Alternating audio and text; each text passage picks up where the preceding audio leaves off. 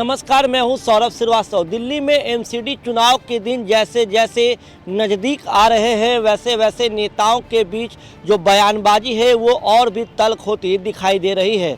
अब भाजपा की तरफ से केंद्रीय मंत्री अनुराग ठाकुर ने केजरीवाल पर हमला बोला है। अनुराग ठाकुर ने कहा है कि केजरीवाल भ्रष्टाचारी है, वो भ्रष्टाचार करते हैं। साथ ही केजरीवाल की जो राजनीति है वो तुष्टीकरण वाली है। अनुराग ठाकुर ने दिल्ली में एमसीडी चुनाव के प्रचार के दौरान केजरीवाल पर ये आरोप लगाए हैं। हम आपको बता दें कि इसके साथ ही अनुराग ठाकुर ने दिल्ली एमसीडी के साथ गुजरात और हिमाचल प्रदेश के चुनाव में बीजेपी की बड़ी जीत का दावा भी किया है। हम आपको बता दें कि दिल्ली के प्रीत विहार इलाके में अपने पार्टी के उम्मीदवार के लिए प्रचार करने पहुंचे केंद्रीय मंत्री अनुराग ठाकुर ने कहा है कि केजरीवाल के 3 यार दारू घोटाला और भ्रष्टाचार। उन्होंने दिल्ली के मस्जिदों के इमाम और मुअज्जिन को केजरीवाल सरकार द्वारा पगार दिए जाने पर भी कहा है कि ये लोग केवल तुष्टीकरण की राजनीति करते हैं। जब मस्जिद के इमाम को और मुअज्जिन को सैलरी सरकार दे सकती है केजरीवाल की, तो मंदिर के पुजारी गुरुद्वार के ग्रंथियों को क्यों नहीं सरकार, दिल्ली सरकार जो है वो राजनीति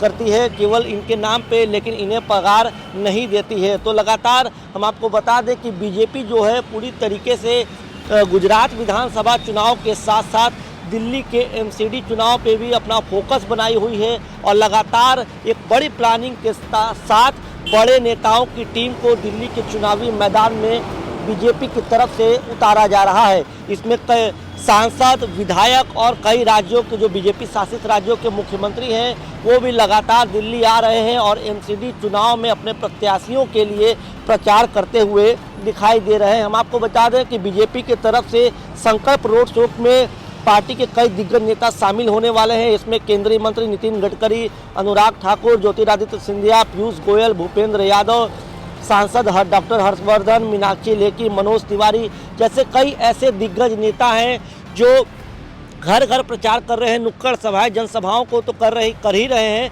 इसके साथ संकल्प रोड शो की भी एक प्लानिंग बनाई गई है बीजेपी की तरफ से।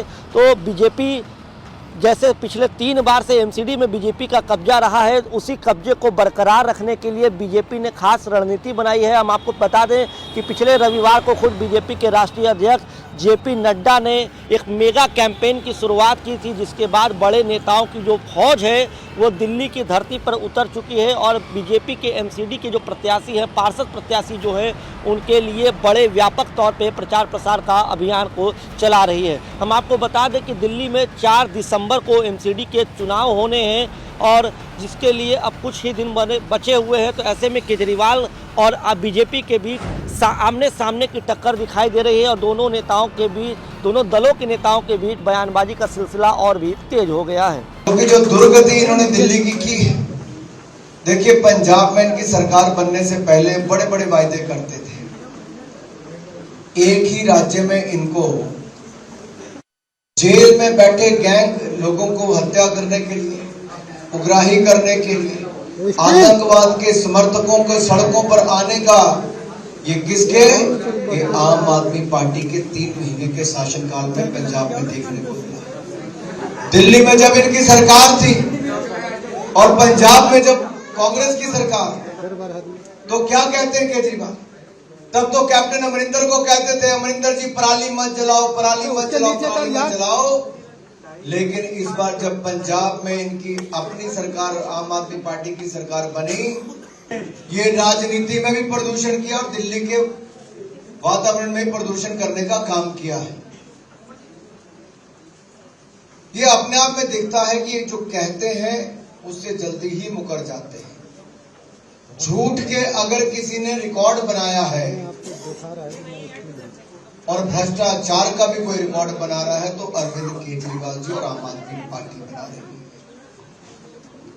दुनिया में सरकारों में भ्रष्टाचार तो होते होंगे, लेकिन भ्रष्टाचार के साथ बेशर्मी के साथ सरकार चलाने का उदाहरण अरविंद केजरीवाल जी और आम आदमी पार्टी ने पेश किया है। अरे दिल्ली के जिस मॉडल की बात करते थे, जहां एक और मोहल्ला क्लिनिक पे भी ताला लगा है, तो उस स्वास्थ्य मंत्री की जेल में 6 महीने से। और अरविंद केजरीवाल जो कभी ईमानदारी की बातें करते थे, आज भ्रष्टाचार का ठप्पा अपने चेहरे पर लेकर पूरी दुनिया भर में घूम रहे? क्यों? क्या मजबूरी है कि एक सत्येंद्र जैन को नहीं हटाया जा रहा?